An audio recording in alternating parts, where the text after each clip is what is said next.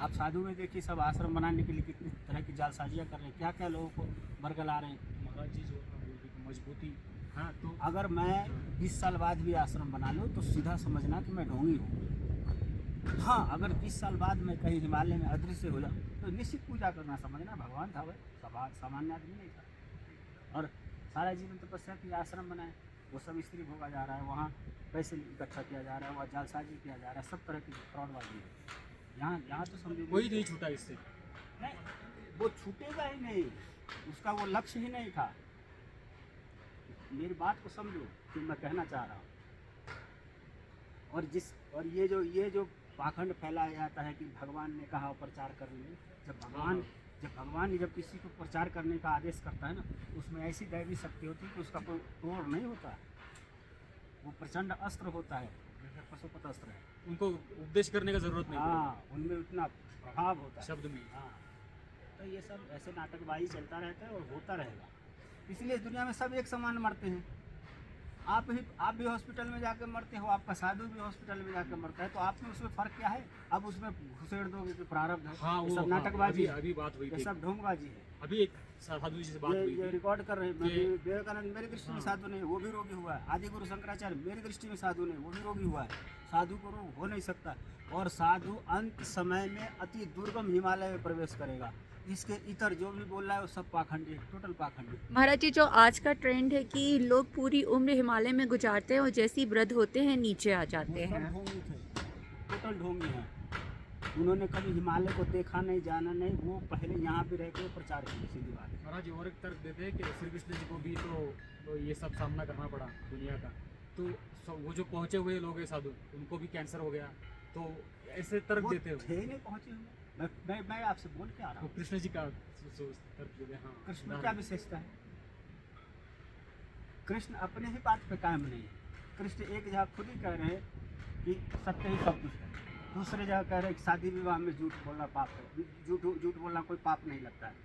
फिर तुम दूसरे जगह पे कह रहे हो कि लड़का लड़की का संबंध ऊपर से विधाता ने तय कर रखा है। तो पहले तो तुम अपने डिसाइड करो ना कि बोल क्या रहे हो, अपने निश्चय में आओ ना कि बोल क्या रहे हो। बेकार की बात, कृष्ण ये कौन सी बात हो गई? ऋषियों ने ऐसा कुछ रखा क्या? ऋषि ने राम को भी ये कहा कि ठीक है भाई, पुरुषोत्तम है, बढ़िया काम कर रहा है, आदमी बहुत अच्छा है, बात खत्म हो गई। इतना थोड़ा उन्होंने पढ़ाया, कुछ नहीं पढ़ाया। ये तो इधर के तुलसीदास वगैरह, या तुलसीदास भी था कि दूसरा ही किसी ने कर दिया, वो बात छोड़ा। तो आदर्श कोई नहीं। नहीं, कोई आदर्श कोई नहीं होना आदर्श चाहिए। मनुष्य का कोई आदर्श नहीं। बिल्कुल। मनुष्य का आदर्श उसकी मजबूती है। आप अपने को रोज मजबूत किए चले जा रहे हैं, वही आपका आदर्श है। और आदर्श और कोई नहीं। समाज जो हमारे सुनिए, सामने, कोई आदर्श नहीं, इसका पहले मैं स्पष्ट करूँ। हरिश्चंद्र महाराज ने रात को स्वप्न देखा कि मैंने स्वप्न में विश्वामित्र को सब कुछ दान कर दिया। उसके बाद उनके राज्यसभा में उनके गुरुकुल थे, उनके जो कुलगुरु थे वो भी थे, उनके बहुत सारे ब्राह्मण थे, उनके बहुत सारे विद्वान थे। उन्होंने सबसे पूछा तो उन्होंने कहा अरे स्वप्न में तो ऐसे ही देखते रहते। उन्होंने अपने जो जो, जो उनके परंपरा के जो गुरु थे, जिनको क्या कुलगुरु कहा जाता है, उनके ही बात को अवहेलना कर दिया। और जो उन्होंने स्वप्न देखा था उसी आधार पर उन्होंने दान कर दिया। सत्यवादी वो हुए। आज जब सत्य का नाम आता है तो हरिश्चंद्र को बोला जाता ना, बस यही परिभाषा समझो। तो आपकी मजबूती ही आपका आदर्श है। किसी का आदर्श बना के वो जब आपके सामने नहीं तो आदर्श कैसे बनाओगे उसको? हाँ, कल्पना ये हुई था। और हर किसी के जीवन में द्वंद्व चल रहा है, बातें कुछ और है, उसका कर्म कुछ और है, कैसे उसको आदर्श स्वामी जी और एक बात बताते हैं कि वो जब गाइडेंस करते, मतलब उपदेश कर रहे होते हैं, तो उनके अंदर जो है दैवी शक्ति आ जाती है, और बाकी समय में वो एक नॉर्मल इंसान की तरह रहते हैं। ये सब नाटक, ये क्या है? ये सब नाटकबाजी है। ऐसा नहीं हो सकता। ऐसा कुछ नहीं होता। दो कैरेक्टर्स प्ले करते हैं एक साथ। हिंदुस्तान को डूबने का यही एक तरीका भी है। इसी तरीके में हिंदुस्तान डूबा है। कम से कम जीसस वालों ने इतना तो किया कि जीसस पे उंगली उठाया। उन्होंने माना ही नहीं कि मनुष्य ब्रह्मचारी हो सकता। उन्होंने स्पष्ट कहा कि जीसस समलैंगिक था। मुझे इस बात को बहुत अच्छी लगी कि उन्होंने इस बात को कह दिया। हमारे देश में है ब्रह्मचारी, वो ब्रह्मचारी, क्या नकली बातें चलाई जा रही हैं। पूरा देश का धर्म डूब गया। ना हमने कोई वैज्ञानिक पैदा किया, ना कोई धर्मात्मा पैदा किया, कुछ भी नहीं हुआ। आज तक और हम चले हैं अमेरिका को टक्कर दे। आप मुझे एक ही आदमी मैंने सुना है, एक यूजी कृष्णमूर्ति करके थे, जय कृष्णमूर्ति के शिष्य, लेकिन अपने गुरु को ही उन्होंने नकार दिया। शायद आपने नाम सुना होगा, हमने नहीं सुना। यूजी कृष्णमूर्ति करके थे, जय कृष्णमूर्ति के शिष्य।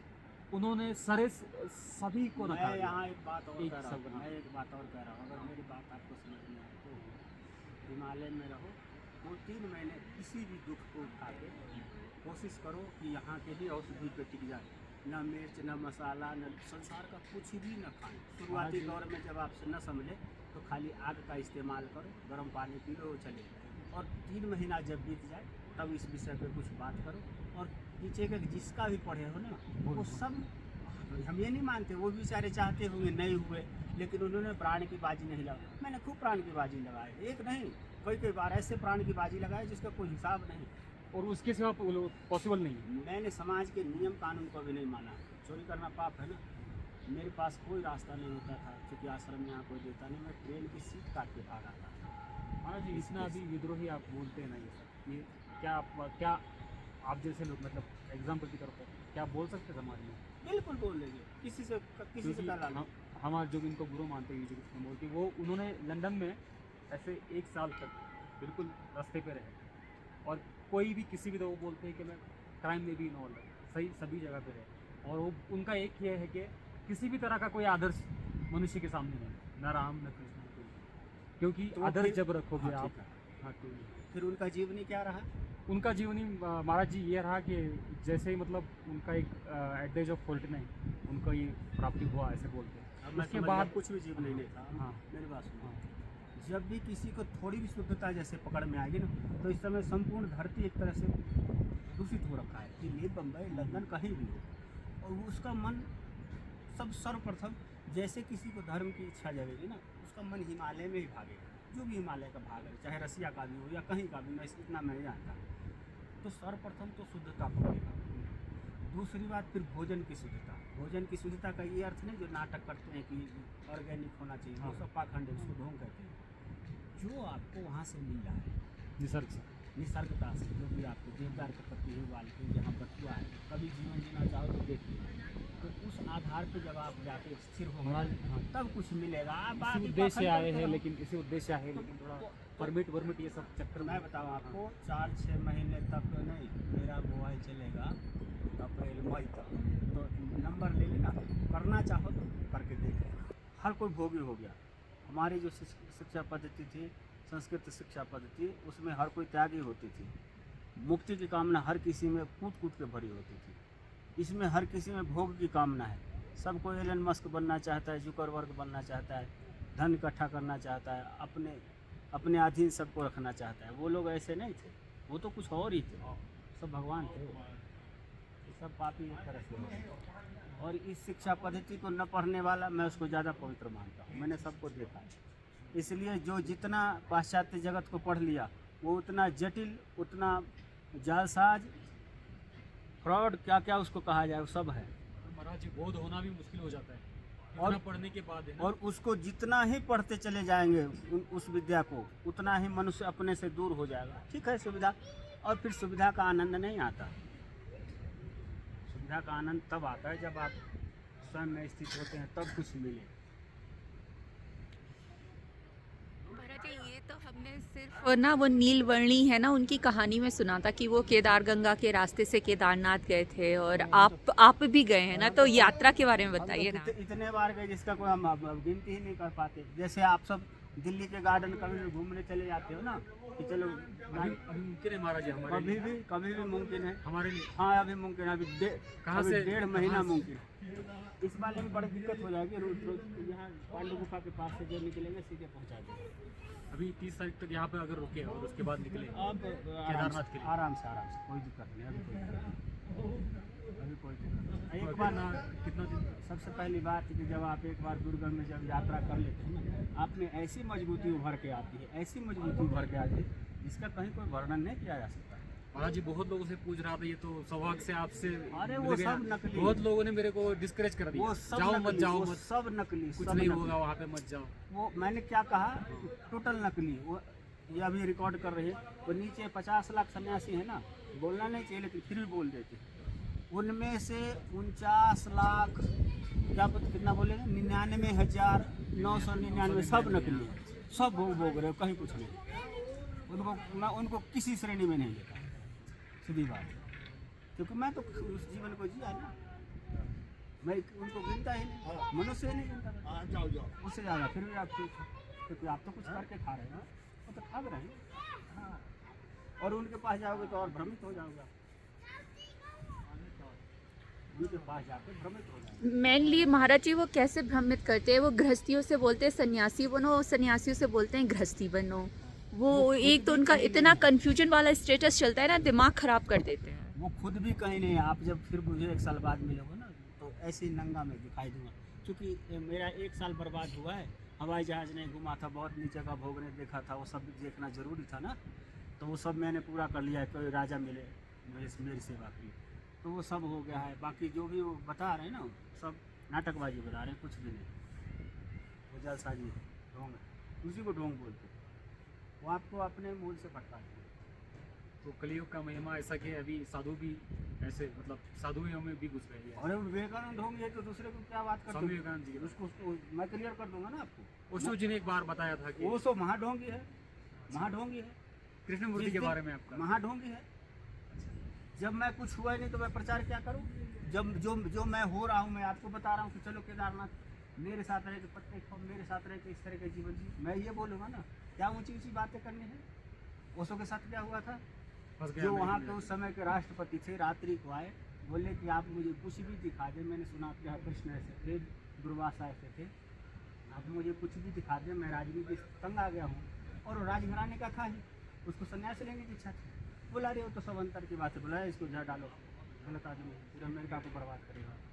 वो जान गए पाखंड के। जब हमने कुछ उस तरह की दैवी शक्ति को इकट्ठा नहीं किया, तो मैं क्यों बोलूँ आपको उस विषय में? मैं आपको सिर्फ एक ही बात कहता रहूँगा कि आपको मैं आपके अंदर मजबूती भरना चाहूँगा। वो मजबूती ही शायद महात्मा बना है। अब बकवास करना क्या है? मैं 26 साल तो हिमालय में हो गया, 26 साल मेरे हिमालय में बीत गए। 4 साल में दिल्ली शहर में भटका, इधर उधर भटका, पूरे देश भटका, तब मैं कह रहा हूँ कुछ नहीं है। और आप जिसके विषय में मैं गलत कहूँगा उसको मैं साबित करूँगा ना कि वो गलत कहाँ है। और गोमुख तपोवन के रास्ते तो बहुत संत रहते हैं, लेकिन महाराज जी तो ऐसे पर्वत पे रहे 12-13 किलोमीटर ऊपर, जहाँ कोई रहता ही नहीं है। यहाँ भी क्लियर कर दूँ, जहाँ किसी के आने की आहट है, जहाँ किसी कुछ मिलने की इच्छा है, और या ऐसा भी मिलने की इच्छा है कि मुझे आप वहाँ देखें और फिर लोगों को प्रचार करें कि कल को आश्रम मिलेगा, ये भी एक अजीब ढंग की धूर्तता है। साधु का अर्थ ही वही, जहाँ फिर किसी के आने की कोई संभावना न बचे, एकांत है, बेहोश है, जहाँ मन वहाँ टट्टी कर रहा है, जहाँ मन पेशाब कर रहा है, मैं जहाँ रहता हूँ वैसे करता हूँ। जो मार्केट में दिख रहा है वो तो कुछ नहीं है, ऐसे नंगा पड़ा रहता हूँ। फिर भी महाराज जी एक नाम बताइए कोई ऐसा नहीं, वो नाम में नहीं है। अभी जो मतलब अब हम तक जानते हैं, कॉमन लोग जो जानते हैं ना, 3 लोग मिले हैं, उनका कोई मुझे नाम आता पता नहीं है।